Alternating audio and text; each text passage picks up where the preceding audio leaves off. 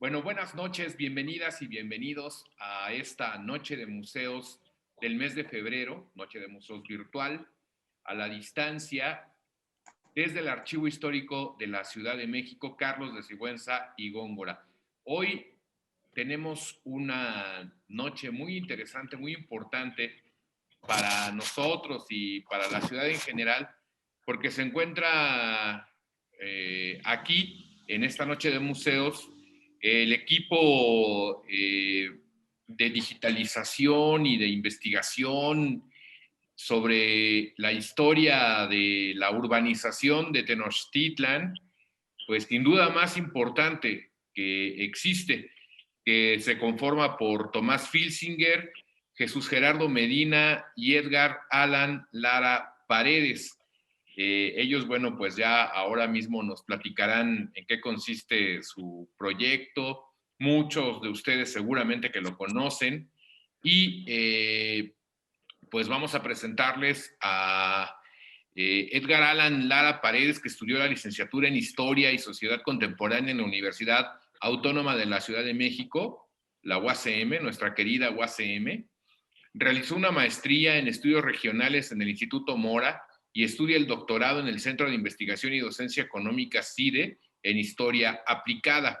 Se especializa en la historia de los pueblos del sur de la Ciudad de México con métodos de historia ambiental y en las humanidades digitales. También se encuentra con nosotros Jesús Gerardo Medina, es desarrollador de software especializado en gráficos por computadora, realidad virtual y estereoscopía. También es artista en 3D, en tercera dimensión, y los ha combinado con su pasión por la historia de la Ciudad de México. Empezó a trabajar su proyecto de reconstrucción histórica en 2010 con la Ciudad de México durante el Porfiriato, ya desarrollado muchas herramientas electrónicas, incluso juegos electrónicos también. Y bueno, pues Tomás Filsinger, quien realizó estudios profesionales de diseño gráfico en la Universidad Iberoamericana y en el Departamento de Cine y Televisión de la Universidad de California en Los Ángeles, y se ha especializado en diseño y reproducción digital de mapas sobre la evolución de la Gran Tenochtitlan y de la Ciudad de México.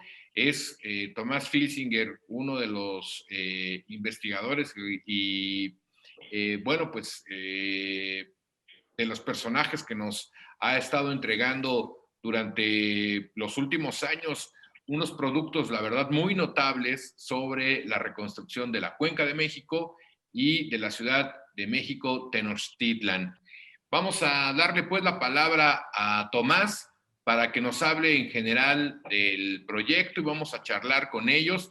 Les recuerdo que si tienen dudas, comentarios, etcétera, pueden escribirnos en las redes, en los espacios adecuados, en cada una de las redes en las que estamos transmitiendo esta noche de Museos Virtual de febrero de 2021. Y bueno, pues en lo posible nuestros compañeros irán haciendo las respuestas a sus preguntas y comentarios. Pues bienvenidos, compañeros, Jesús, Gerardo, Edgar y Tomás. Adelante, Tomás, por favor. Muchas gracias. Le daré un share screen. Aquí les trataré de enseñarles el camino que tomé, que me ha llevado a recrear la historia de la Cuenca de México. Y todo empezó cuando traté de hacer una película del calendario azteca como mi tesis de maestría en UCLA. Y para ello hice una reconstrucción hipotética del calendario para entenderlo bien y tratar de hacer la película lo más interesante posible. Y para ello necesitaba yo hacer tanto el entorno de Tenochtitlán, donde vivía el artista, como el significado de cada elemento que contiene esta gran piedra. Para el año 13 Caña, se dice que los dioses se reunieron en Teotihuacán al crear el quinto sol, y en ese tiempo entraron las computadoras a la escuela, las primeras Apple chiquititas, y decidí tratar de hacer Teotihuacán para mostrar la escena cuando los dioses se reúnen ahí a crear el quinto sol, y con todo y que era la primera escena de la película, me pasé 2 años y medio construyendo Teotihuacán en 3D, que fue muy interesante porque las herramientas digitales en ese tiempo estaban bastante crudas, pero pude crear inclusive el templo de Quetzalcóatl con sus cabezas adornando sus lados. Esta fue la imagen más compleja que pude crear en ese entonces, pero resulta, platicando con el editor de la revista Digital Archaeology, que es la primera ciudad arqueológica levantada en 3D en el mundo, que me dio mucho orgullo cuando me enteré. Entonces, ya, de hecho, me tardé tanto en crear Teotihuacán que con la primera escena de la película me gradué, pero en el ínterim me había puesto a investigar cómo recrear los mapas de Tenochtitlán, y afortunadamente me encontré esta maravillosa obra de González Aparicio, que fue mi pauta principal para crear mis primeros mapas de Tenochtitlán en pieles de chivo. Creí que era muy original el tratar de hacerlos como si fueran hechos en piel, aunque a la larga no resultó un medium perfecto, pero toda la investigación que hice para tratar de crearlos a estas diferentes escalas, me encontré el famoso libro de Sanders et al., que cuenta la historia de la evolución de las civilizaciones que se han sucedido en la Cuenca de México. Me quedé totalmente impresionado de lo que sería el poder crearlo a color para que se vieran las cosas un poco más claras. Entonces hice mi primer intento y afortunadamente él empieza, de hecho, desde el formativo, pero tiene el preclásico temprano, el medio, el tardío, el clásico temprano, el clásico tardío, posclásico temprano y luego el gran posclásico tardío. Entonces, después de visualizar lo que sucedió en los 2000 años antes de los mexicas, se me antojó el tratar de crear lo demás de los siguientes 700 años que le siguieron.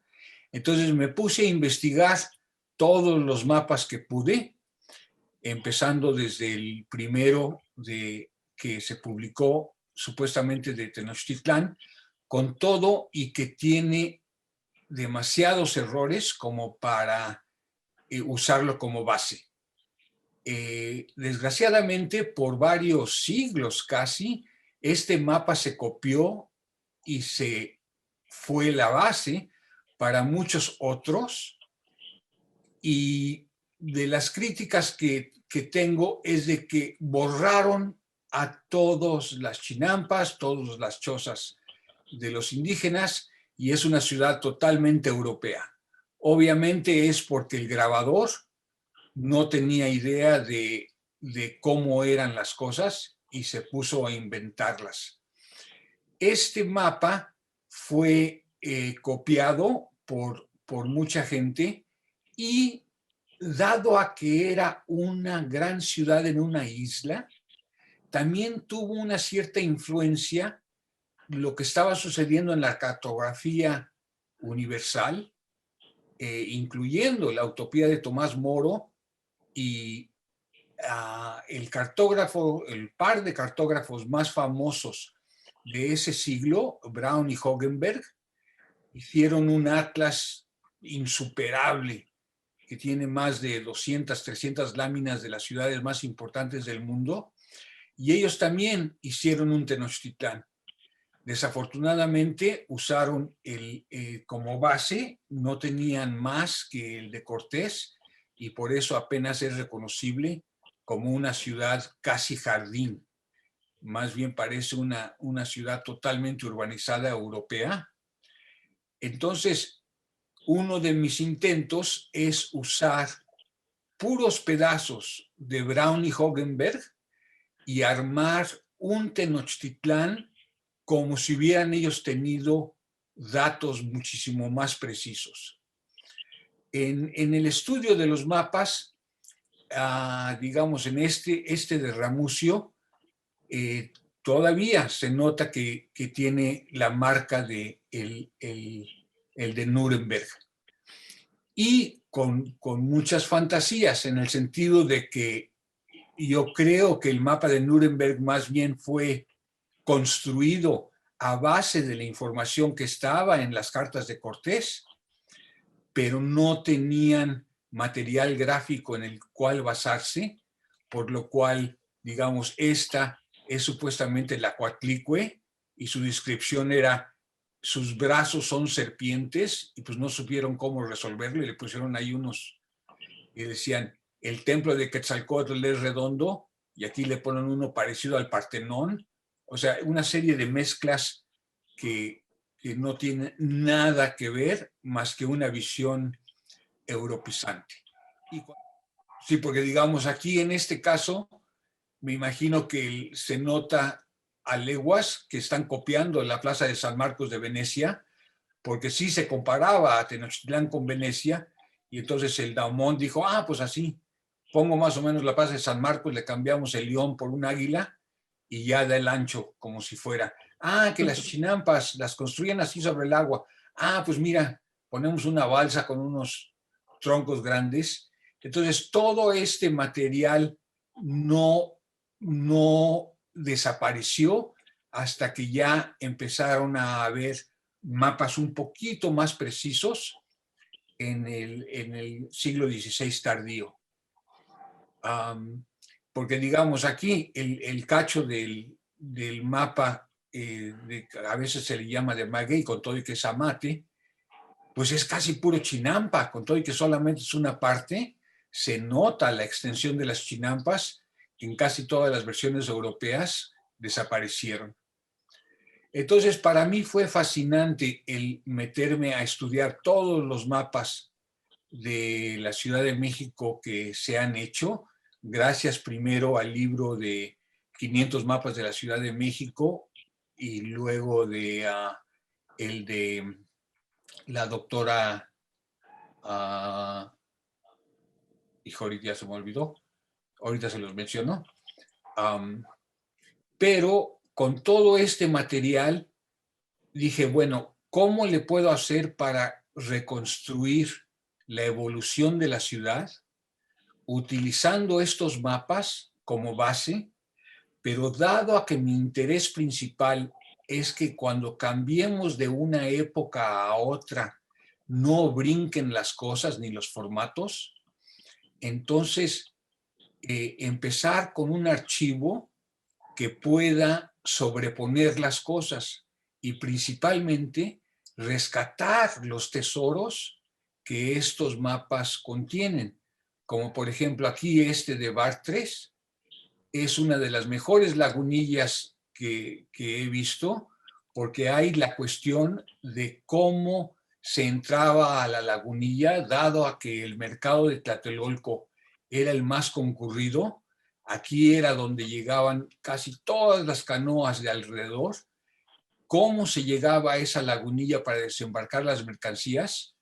Hay en las 7, 8 versiones que hay de lagunillas, todas tienen diferentes entradas y o salidas. Luego, este gran mapa de Alzate y Ramírez pone los barrios de Tenochtitlán, que para mí fueron también un parteaguas, porque me di cuenta que casi todas las reconstrucciones de Tenochtitlán son homogéneas, tienen su parte urbana, pero de todo lo demás, chinampas. Entonces, hay varias inspiraciones que me han invitado a tratar de hacer un trabajo no solamente riguroso, sino también estético.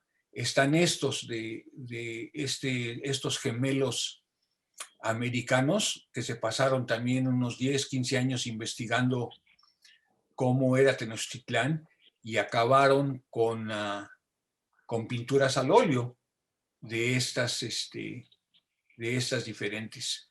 Me enteré que van a abrir un museo de todas sus obras y un día de estos me va a tocar consultar sus libretas de apuntes, que han de ser una obra maravillosa.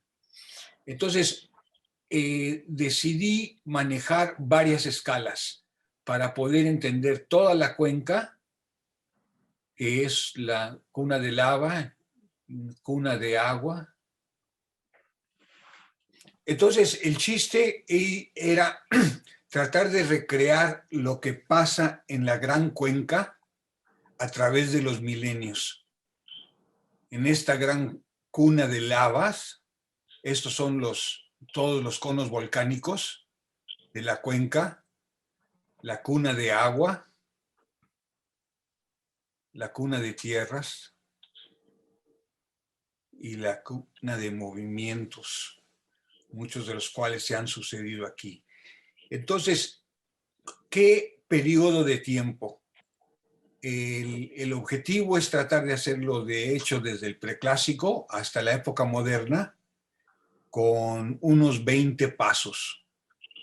Entonces, es un objetivo bastante alto y ya, después de 15 años apenas voy a la mitad, pero para entender bien las cosas, creo que no se puede uno centrar solamente en el centro, en el centro, en el centro, sino hay que considerar la periferia, tanto así como la influencia que sufren o se benefician el haber tenido tantos altépetls diferentes en el corazón de Mesoamérica.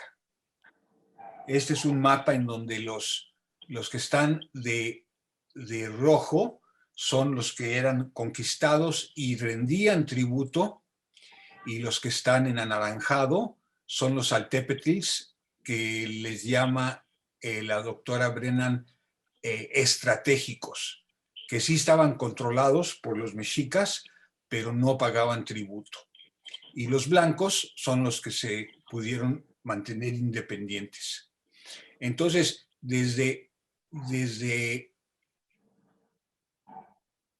la cuenca hasta el centro, ese es el intento de tratar de lograr. ¿Para qué? Pues para entender mucho mejor dónde nos tocó vivir y cuidarlo, porque así como los mapas de Sanders y O nos demuestran que hay civilizaciones que alcanzan alturas bastante altas y que de todos modos caen, me encantaría que la gente sintiera que nuestra civilización tampoco es tan robusta, que es delicada y necesita de nuestro cuidado. Estas son algunas de las categorías y submenús que estamos integrando para poder entender la historia del lugar. Estos son ejemplos de la división política y principalmente rellenar los huecos, porque el año de 1550, 1650 no están tan bien cartografiados, entonces hay que reconstruirlos poco a poco.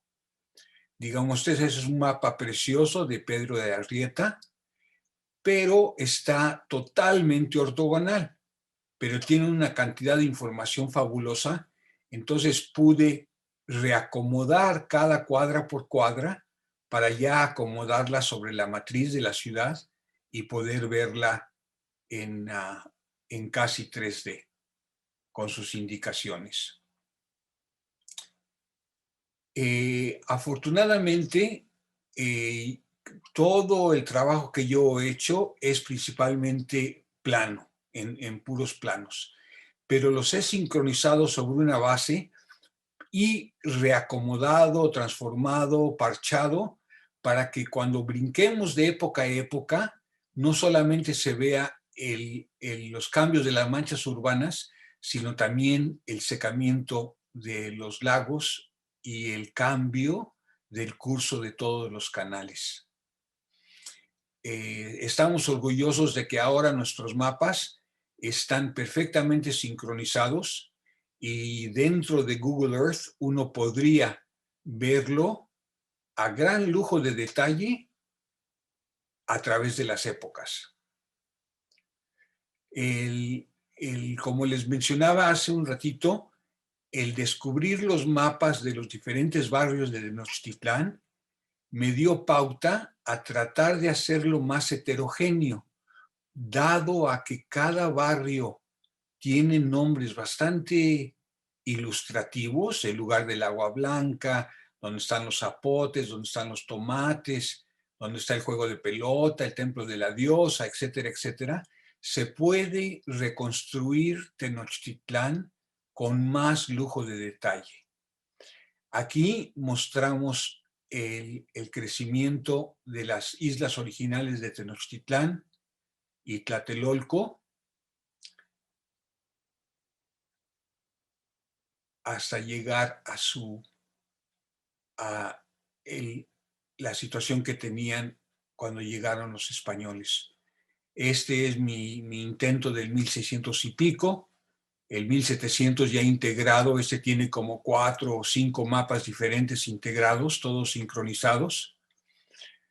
El del 1850. Y ahora estamos tratando de integrar la red de tranvías y trenes que también afectaron los núcleos urbanos de manera excepcional. Y para los que están interesados en el uso de la tierra, estoy tratando de acabar el mapa en donde mapeo todas las haciendas que existieron en el valle, en la cuenca. Hay unos mapas que tienen la mancha urbana muy detallada, incluyendo cuando se urbaniza, cómo poco a poco van saliendo las casas. Entonces también vamos a acabar con una animación del crecimiento de la mancha urbana con todo el lujo de detalle, no solamente los cambios de los canales, pero el crecimiento de la mancha urbana, cada pueblo original creciendo como se dio. Estos fueron mis primeros intentos que traté de hacer para integrarlo al 3D, que básicamente son mis mapas planos y casi que con ruido, dándole, lo único que tiene de veras de 3D es la orografía de los volcanes, pero Tenochtitlán todavía está hecho con trucos. Cuando conocí a Edgar hace unos 8 años, yo creo, empezamos a trabajar juntos para tratar de hacerlo de 3D de a de veras. Y no solamente Tenochtitlán, sino también diferentes épocas. Entonces, estas son las sincronizaciones de mis mapas ya en el Google Earth, en donde podemos cambiar y ver dónde estaban las calzadas principales contra el nombre de las calles de ese entonces.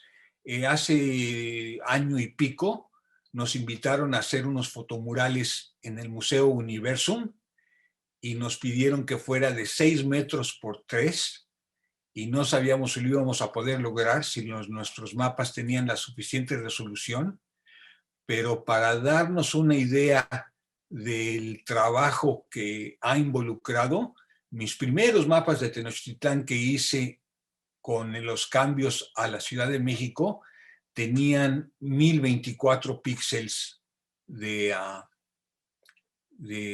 ancho y ahora tienen 32,000 y por eso se pueden crear estas proyecciones que a este tamaño y todavía mantienen el detalle.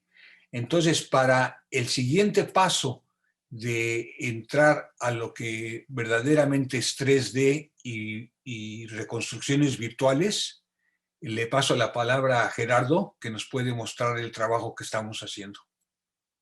Gracias. Yo empecé a trabajar con 3D y ya tecnología, en mi caso de videojuegos, en 2010. Con un compañero hicimos un videojuego de la Revolución Mexicana y con 3 mapas históricos. La Ciudad de México en 1913 para la escena trágica. Estas dos imágenes pertenecen a ese escenario.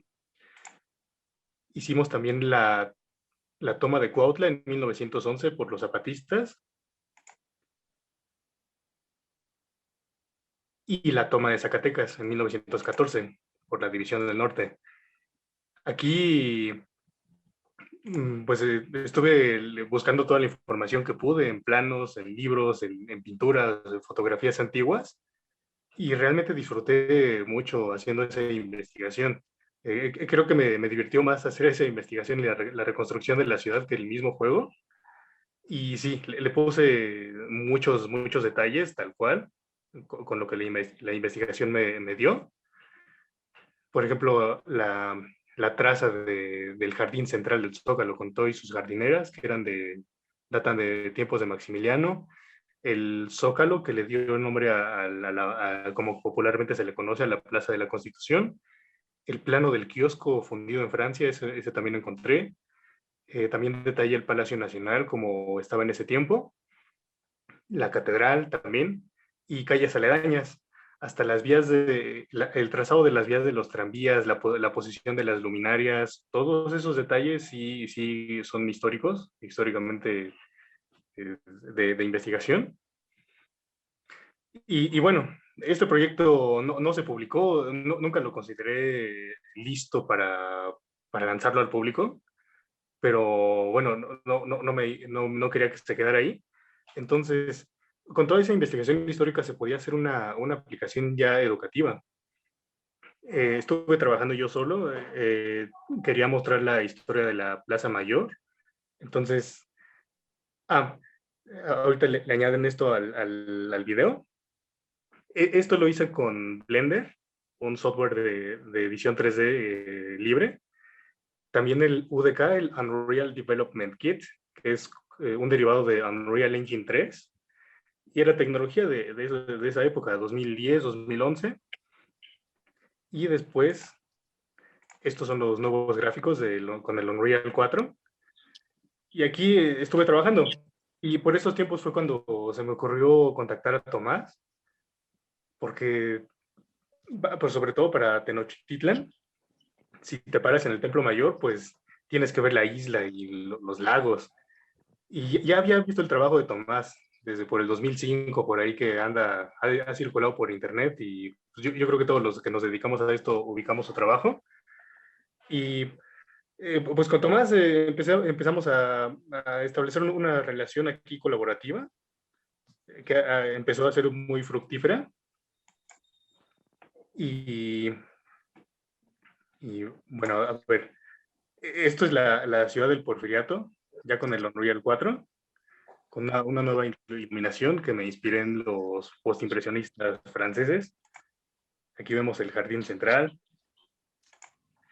Luego, esto estaba en el plan, hacer la ciudad del siglo XVIII. Aquí vemos el canal de la Sequía Real, el mercado del Parián, el Palacio Virreinal, que aquí lo puse con aplanado rojo, porque medio así lo vi en una pintura, pero creo que en esa época sí era la piedra de Chiloca. Después de aquí nos vamos a esta imagen. Aquí el trabajo de Tomás, combinado con la geometría que yo trabajaba, ya la logré empalmar, y con ese motor de videojuegos, así resultó el primer render. A Tomás le gustó mucho, y dimos otro salto de un escenario que nada más tenga la textura de la isla, de las calzadas. Necesitaba hacer 3D para que te pudieras acercar a lo que tú quisieras y poder navegar en los canales, ver los edificios ya de cerca. Y de aquí nos vamos a esta imagen.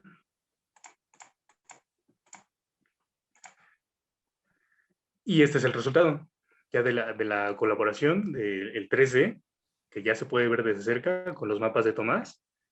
Y esto es una excelente vista de la isla.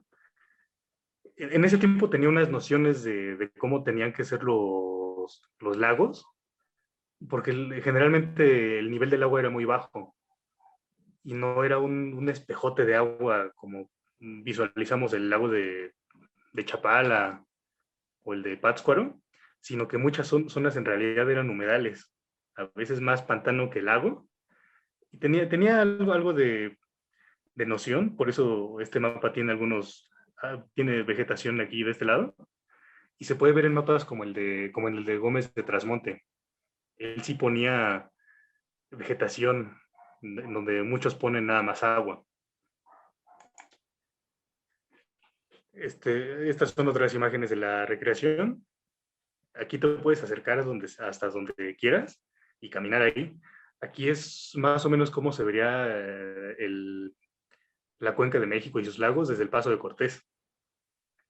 Claro, en un día bastante limpio de aire, porque generalmente esta área está con mucha nubosidad y con la fumarola del Popo no se ve. Pero un día muy claro se podría ver así.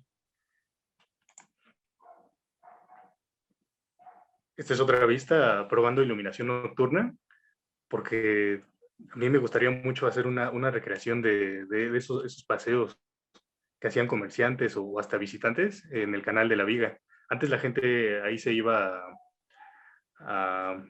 ahí era un centro de recreación anterior a Xochimilco.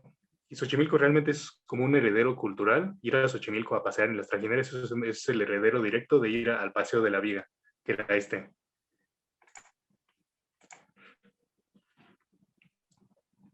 Bueno, ahorita antes de irme a esta parte de la reconstrucción de los mapas, que esto es ahorita con Edgar, vamos a ver el modelo 3D. Esto es hasta ahorita un avance de nuestro proyecto. Aquí los lagos ya están representados de una manera más realista. Hay que trabajar esos humedales. Estamos en el proceso. Y los lagos incluso ya tienen niveles como eran. Los lagos del norte estaban más altos, el de Xaltocan, el de Zumpango que el de Xaltocan, y a su vez, esos estaban poco más altos que los del sur, de Agua Dulce, Xochimilco, Chalco. Luego el lago de México, que es el que estaba del lado poniente del Albarradón de Nezahualcóyotl. Y al final el del nivel más bajo era el lago de Texcoco, que era el desagüe de toda la ciudad.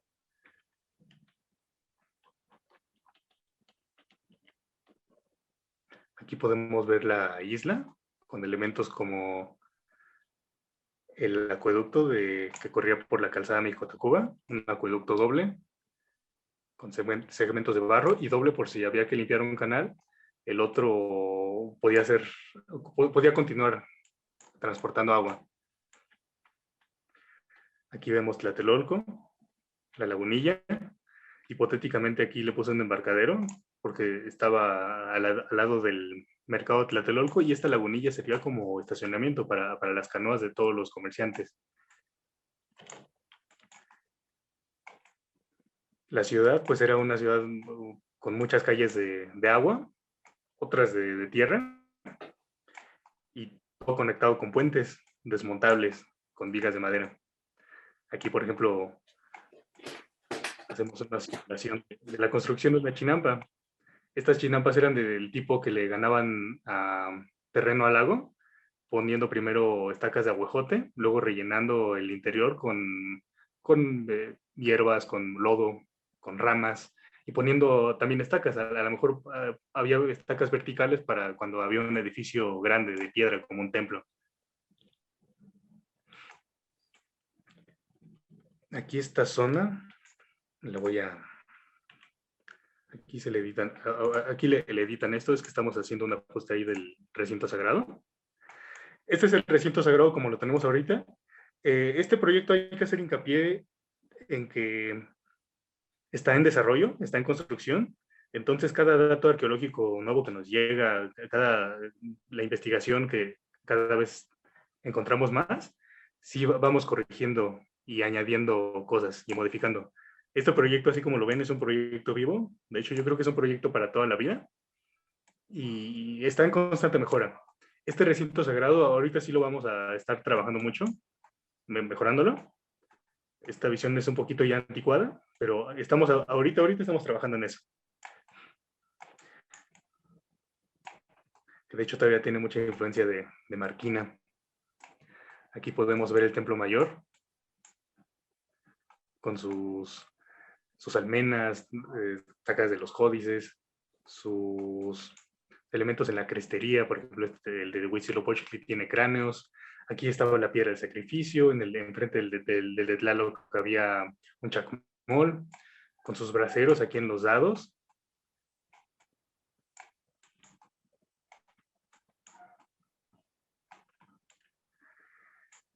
Y aquí vamos a lo que es el Zócalo actual, que ya era una plaza. Aquí no se han encontrado restos arqueológicos de edificios de mayores proporciones. Esto siempre fue una plaza, al parecer, y era el mercado de Tenochtitlan. Entonces, suponemos que aquí los europeos, cuando llegaron, fue el primer espacio abierto que encontraron grande en el centro de la ciudad. Entonces, esto lo volvieron ahora el centro cultural de esa ciudad, y ahora también es el centro cultural de la Ciudad de México, y una plaza muy representativa a nivel país. Aquí vemos el canal que después en el tiempo virreinal fue la Acequia Real.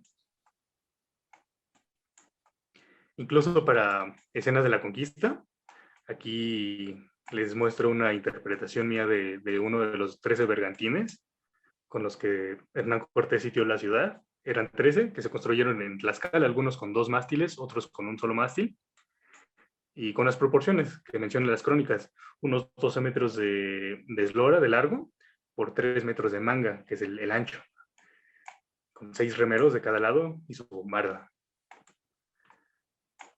Esto es una interpretación del Palacio de Moctezuma, hoy Palacio Nacional. Esto, ojalá y sí encontremos más información y lo vamos a seguir mejorando. Pero a grandes rasgos, viendo códices, crónicas, pues sí tiene 3 cuerpos principales y escalinatas para acceder al frente. Aquí está la Plaza del Volador, hoy edificio de la Suprema Corte. Había voladores como los de Papantla. Los voladores de Papantla no son algo único que haya habido en Mesoamérica, más bien son los únicos que sobreviven hasta nuestra época, pero en esa época había algo parecido aquí en Tenochtitlan, y hasta la plaza por eso toma su nombre de ahí. Haciendo este mapa realmente nos damos cuenta que la isla era enorme, no nada más el centro histórico como erróneamente la cultura popular lo dice. O sea, se extendía en sus zonas chinamperas, y también que también tenían sus centros, sus centros urbanos. No nada más estaba todo concentrado en el recinto sagrado y alrededor. No, cada barrio sí tenía sus edificios religiosos, edificios de gobierno. Aquí vemos hacia el norte y la ciudad, también con otros islotes como Mixuca, Nixtipac, todos también conectados a veces con calzadas. Y aquí me voy a la zona sur. También algo que hay que recalcar de esta reconstrucción es que no nos enfocamos en la pura isla de Tenochtitlan, sino este proyecto sí tiene como ambición recrear toda la cuenca y sus pueblos. Entonces vamos uno por uno, investigando, consultando con expertos y haciéndolos uno por uno. Aquí está Mexicalcingo, aquí está la calzada Ermita Iztapalapa, aquí está Iztapalapa y su zona chinamperera. Esta es la zona de Culhuacán que estamos investigando todavía, por eso ahorita no tiene edificios, pero tiene el trazo general de las chinampas. Y después pues vamos a trabajar Xochimilco, Tláhuac, Chalco, y irnos a los del norte también, como Tacubas, Azcapotzalco, Tenayuca, Aquí les muestro más de cerca estos pueblos del sur. Esto es Mexicalcingo. Aquí nos basamos mucho en la investigación de Raúl Ávila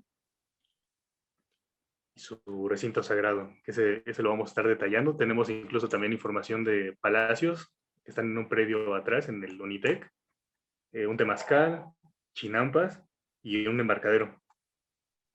Aquí está la calzada Ermita Iztapalapa. Las calzadas en realidad eran más diques que calzadas, y donde había un puente, generalmente ahí había una esclusa. Aquí podemos ver que el agua de los lagos del sur está a 1,5 metros, más alta que de este lado, que corresponde al lago de México. Entonces esos niveles de agua sí los simulamos. Y toda esta zona llena de humedales, de pantanos. Aquí vamos al área de Iztapalapa. El recinto sagrado a grandes rasgos tenía estas dimensiones y esta ubicación, aunque de por el momento no hay trabajo arqueológico, no hay investigación. Aquí le vamos a poner alguna reconstrucción hipotética basada en otros centros ceremoniales, como el de Tenochtitlan mismo, Tlatelolco, Tenayuca o Mexicalcingo, y mientras va a ser así hipotético, en lo que ya realmente se excava esa zona. Aquí vamos a pasar a la zona chinampera de Iztapalapa. Los canales muy probablemente llegaban hasta las faldas del cerro, nada más que esta zona no ha sido explorada porque ya está urbanizado. De esta zona, que es lo que corresponde a la central de Abastos, conocemos los datos porque en 1980, cuando se construía la central de Abastos, sí se hizo rescate arqueológico y se encontraron chinampas fósiles, y también su disposición general, que hasta era muy parecida a la de 1980, nada más con la diferencia principal que las chinampas prehispánicas eran como de 3 metros de ancho y las modernas eran de 9. Eran más angostas esas chinampas. Aquí hacemos una reconstrucción hipotética de unos calpulis, uno grande y uno pequeño, con datos que nos da la historiografía, los códices y en algunos casos evidencia arqueológica, con su edificio de gobierno y las casas alrededor. Estas casas están inspiradas en el códice florentino. Por ejemplo, unas hechas de ramitas, otras de adobe, con techo plano, y otras de adobe con techo de paja. Y los tecpan, los edificios del gobierno que se caracterizaban por tener unos chalchihuites pintados.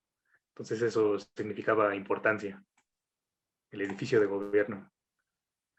Estas chinampas de Iztapalapa, a diferencia de las de Tenochtitlan que hace rato vieron, son del tipo cavadas en la tierra.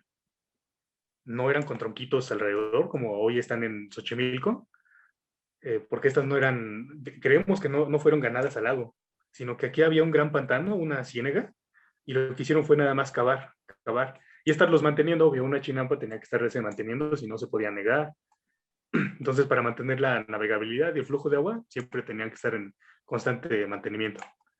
Aquí se ven unos canales menores que sin duda también habían.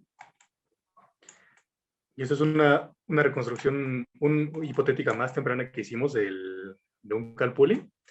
Aquí sí, cometí creo que el error de haberle puesto esos tronquitos, pero ya luego vi en estos textos de lo que estuve investigando que este tipo de chinampas no había aquí. Esto sí había en Tenochtitlan, en Xochimilco, pero aquí no. Entonces esos tronquitos sí se los voy a remover de aquí. Esto es un calpuli más pequeño. Igual aquí lo pueden ver. Y se me pasó este detalle, ¿no? Un cuixcomatl, donde almacenaban el maíz, una troje. Y aquí otra zona que estamos trabajando con ayuda del arqueólogo Jesús Sánchez, mi tocayo, es el Cerro de la Estrella y la Pirámide del Fuego Nuevo. Él sí es muy detallista, muy metódico y bastante riguroso. Entonces hasta el terreno, hasta el tipo de rocas, todo eso lo estamos haciendo. Y pues siempre, entre mejor quede, para nosotros no es trabajo extra. Aquí incluso hicimos trabajo de fotogrametría para poner cuevas, piedras y basamentos originales que hay. Aquí vamos a preparar una escena para los festejos del Fuego Nuevo en 1507, o la ceremonia del Fuego Nuevo en 1507, y sería una escena nocturna, con una llamarada más grande que esta incluso. Esto va a quedar muy bien. Aquí yo creo que ya le voy a pasar la palabra a Edgar. Va a ser sobre empalmar estos mapas antiguos. Por ejemplo, aquí está un plano de Garay, de 1866, que muestra el trazado del Canal Nacional y la disposición general de canales y chinampas. Esta es del arqueólogo Raúl Ávila, que aquí lo empalmamos sobre nuestro mapa y por eso pudimos trazar las chinampas de Iztapalapa. Te paso la palabra. Bueno, pues yo soy historiador, como ya se mencionó, y yo creo que dentro de la historia, los historiadores debemos de salir a caminar es una forma de investigar, ¿no? Y todo este trabajo que ustedes están viendo, pues no es que solamente agarremos los documentos, los leamos, sino que también tenemos que ir a caminar. Hemos ido ahí a lo que es la Central de Abastos, Iztapalapa, el Cerro de la Estrella, lo que es el Zócalo, y hemos estado trazando y cartografiando todas estas cuestiones. También hemos ido a Culhuacán, hemos recorrido porque creemos que es una forma de investigar para entender de otra manera el espacio y principalmente porque también a veces tenemos muchas dudas de ello. Igual iba a compartir mi pantalla ahorita si puedo, pero ¿Les podrías mostrar? como les mencionamos, hacemos a caminar, tomar fotografías. Este trabajo es igual unos muros ahí del Cerro de la Estrella porque tenemos que tener su muro y por ejemplo acá hay una fotografía. Acá otro ejemplo, igual vamos a fotogrametrear troncos o cuestiones así por el estilo para pues hacerlo más dinámico, ¿no? Que no sea plástico, sino que nos llene un poco de emoción este trabajo, ¿no? Ahí está la fotografía igual. Y hemos ido, por ejemplo, también al museo al museo que ahorita se encuentra ahí en Tláhuac, Museo Comunitario Cuitláhuac, que nos permitieron tomarle fotografías a sus piezas. Por ejemplo, aquí se ve. Y de esto hemos reconstruido con un programa de se me fue el nombre de la técnica. Fotogrametría. De fotogrametría para reconstruir estas piezas que incluso son originales. Ahí tengo también algunas piezas de gente que caminando pues nos han prestado sus piezas y también las hemos fotogrametriado. Y por ejemplo, también es parte de lo que es el Cerro de la Estrella, que con el dron hemos podido hacer esta reconstrucción o este modelaje y que ya se los mostró Gerardo, ¿no? Por ejemplo, aquí está otra de las fotografías con las que hacemos esas, ¿no? Y así, pues, por ejemplo, igual trato de aprovechar estas cuestiones, a lo mejor en una salida que hice, fotogrametría una fogata para procesarla y precisamente ponerla al centro de los calpulis, que se menciona que es algo que en los distintos documentos que se tenía para su convivencia, ¿no? Entonces, el trabajo que prácticamente a mí me toca hacer es la investigación. Ahorita, pues todo eso ahí que les mostró Gerardo es algo que hemos estado colaborando. Y ya voy a quitar esto. en el que he estado trabajando para que podamos hacer estas reconstrucciones. Tratamos de documentarlo, incluso buscamos a los propios investigadores para que nos ayuden, porque próximamente esperamos hacer este proyecto más grande y que los propios investigadores, aquellos que han hecho un trabajo en cada pueblo, puedan aportar su investigación para hacer más grande esto. En el caso de nosotros, pues ya tenemos ahí algunas breves investigaciones que posteriormente ya van a ser publicadas en una página que estamos creando.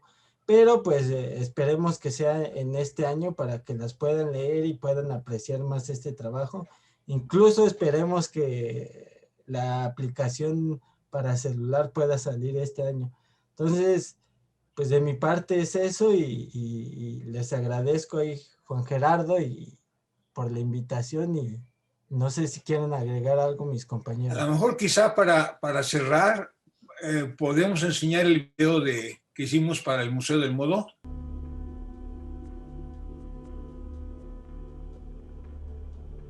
Este es básicamente un resumen de nuestro trabajo. Lo presentamos el año pasado para el Museo del Objeto y muestra desde el crecimiento de Tlatelolco Tenochtitlan hasta la presente Ciudad de México.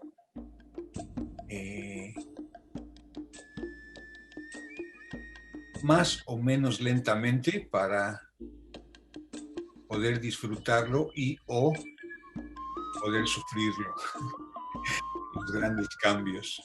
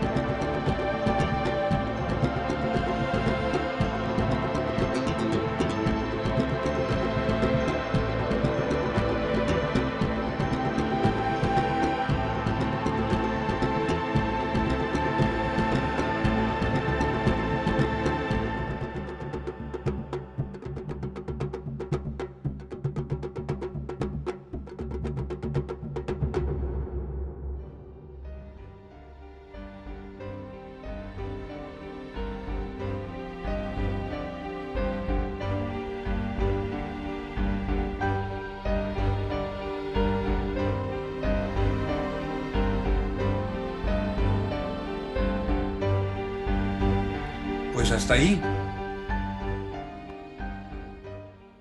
Muy bien. Pues a mí me tiene muy impresionado el trabajo. Yo creo que a quienes nos ven y nos oyen por las redes sociales del Archivo Histórico de la Ciudad y de la Secretaría de Cultura, también nos debe tener súper impactados. Yo, bueno, pues conozco su trabajo, he tenido la suerte de colaborar en alguna cosa con ustedes y me parece que es una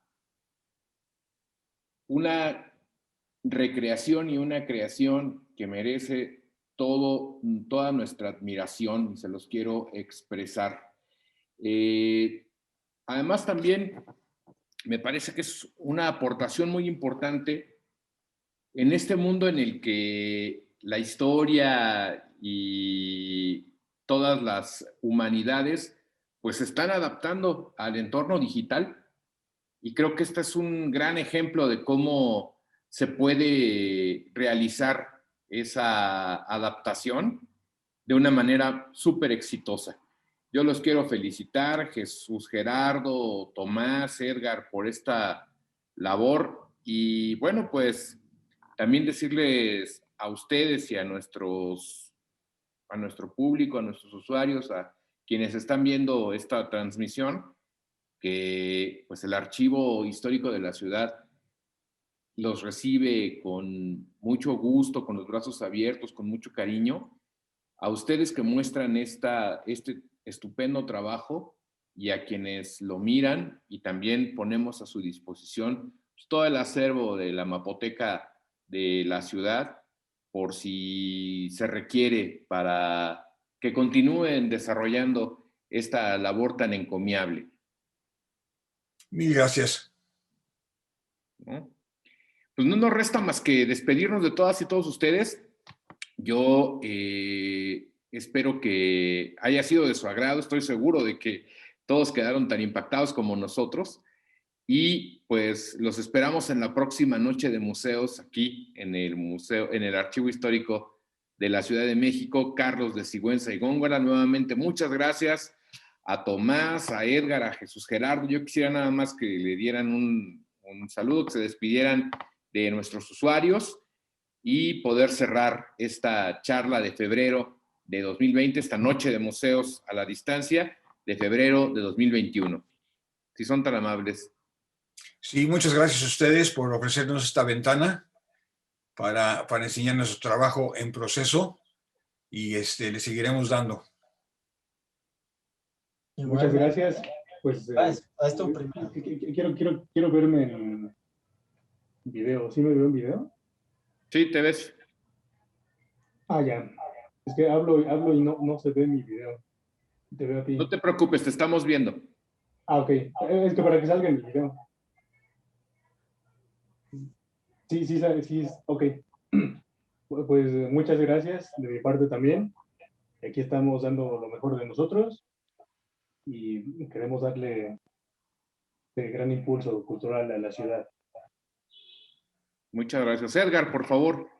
Sí, pues igual muchas gracias, Gerardo, por invitarnos al público ahí del Archivo Histórico. Pues esperen grandes sorpresas este año y con el proyecto va a crecer y pues es algo que nos apasiona, ¿no? Y pues Tomás hace algunos años me dijo que nos íbamos a juntar, íbamos a hacer un gran equipo y pues ese es el resultado que estamos haciendo. Bueno, pues entonces muchas gracias. Ya saben que aquí la ventana siempre abierta y nuevamente gracias a todos ustedes que nos miraron en esta transmisión. Los esperamos en el mes de marzo con otra noche de museos que todavía pensamos será en la virtualidad, pero pronto podremos recibirlos aquí físicamente en el Archivo Histórico de la Ciudad de México. Gracias a todos y todos. Que tengan una estupenda noche. Hasta luego. Enhorabuena.